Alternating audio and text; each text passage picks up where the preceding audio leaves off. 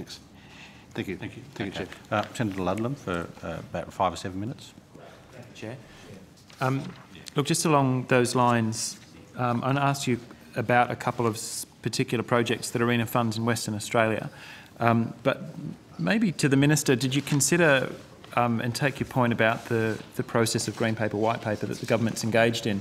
It seemed a little bit preemptive to be bowling over the Clean Energy Finance Corporation and ARENA, putting a lot of these people out of business before that green paper is in. So preemptive to do what? I missed that. Well, you've abolished effectively anybody with any expertise in renewable energy before you've taken consultations on your green paper than your white paper. Doesn't that seem somewhat preemptive? Well, I don't know whether I agree with that. Agree with that comment, but I mean, you're not proposing to abolish ARENA? You would be aware, Senator, that the government is determined to abolish the carbon tax. I didn't ask you about that, Minister. We, as you are aware, believe that is a significant inhibitor on this nation. And, you're aware I didn't ask you about that? I would again ask you to take into account when you're making deliberations on this matter what is in the best interests of this nation when you're deciding as to how the carbon tax should be dealt with. That's it, isn't it? That's amazing. All right, let's go to a couple of particular projects that ARENA is in the process of funding. One that's very close to my heart in my hometown, the Carnegie project in North Fremantle, that's developing a wave energy farm off the back of Garden Island. Is that allocation that you've made to them, is that at risk by the closure of ARENA, or are they actually through and clear? No, so all of the existing projects have a budget allocation for them. Okay. Including that one. Was that everything that they had sought from ARENA, or was there a stage process of, progress payments or anything like that, or have they got everything that they were hoping to get from ARENA? No, they still are entitled to some progress payments, assuming that they continue to perform, but they have been doing a good job so far. They have.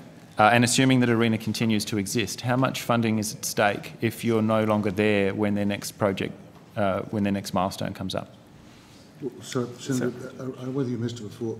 I'm sorry, Minister, I can't hear. The abolition of ARENA does not impact on the continuation of funding for projects. Now, there are nearly 200 projects across a range of renewable energy technologies that have received ARENA funds. Victorian Wave Partners, 66.5 million. Yeah, I'm just going to stick to WA. Project at Broken Hill, 166 York Carnegie Wave Energy Offshore from Garden Island. So I don't know whether you missed the comment before, but maybe someone can just go through the continuation of the allocation of funds, the continuation of these projects.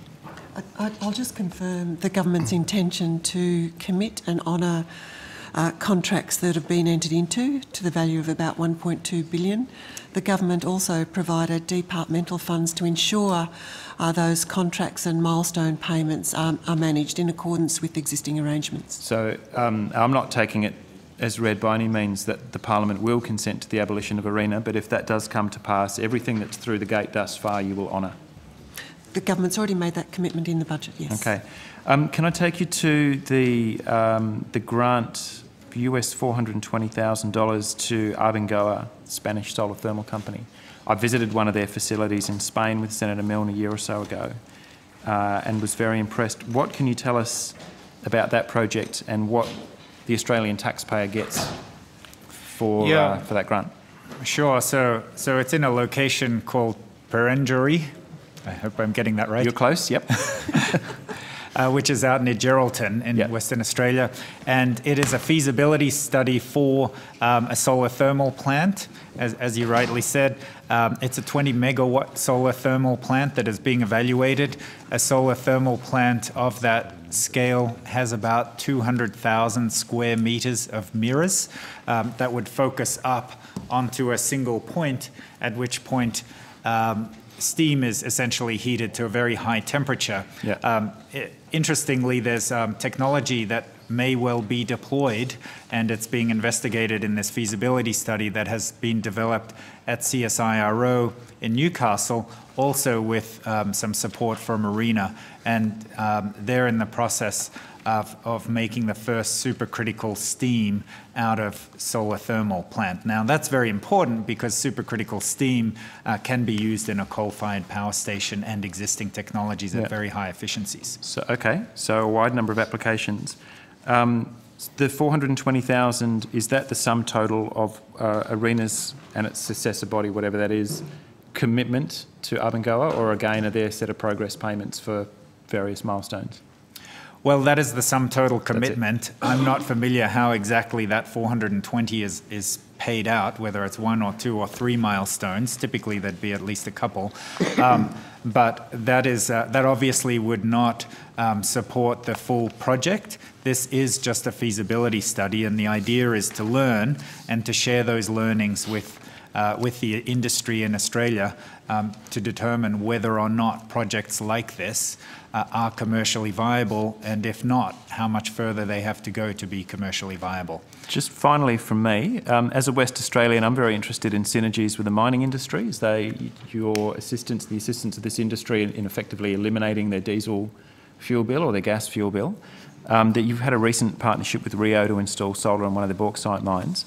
Can you just sketch for us very briefly, because time's short, the importance of ARENA staying engaged in mining projects as various mining operators want to take the lead and go into a zero emissions power generation?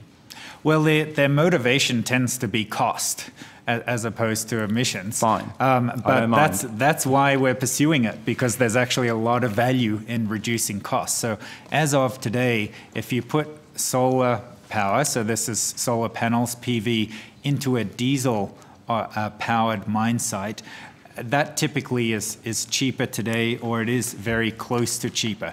So what we're doing is trying to change behaviors of those miners, because they don't typically recognize that it is cheaper. And even if they do, there are a whole bunch of existing behaviors that need to be changed. For example, they have standardized parts and standardized training schemes that only focus on training diesel mechanics, for example. Yeah, right.